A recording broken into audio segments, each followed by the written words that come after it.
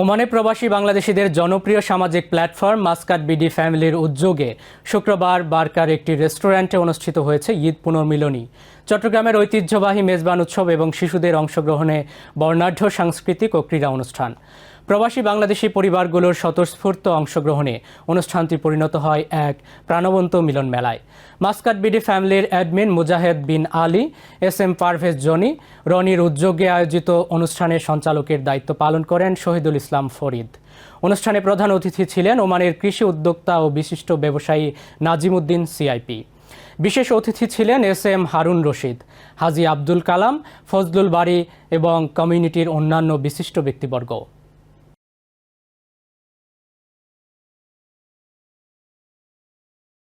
আমি এই প্রথম বিডি ফ্যামিলির সাথে সম্পৃক্ত হলাম।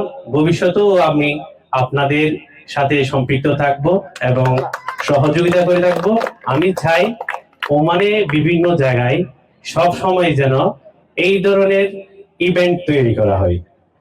এই ধরনের ইভেন্টগুলো আমাদের ভ্রাতৃত্ব এবং বন্ধন এবং পারস্পরের প্রতি একটি বন্ধন তৈরি করে, যেটা প্রবাসের বুকে হয়তোবা কারো করা সম্ভব না।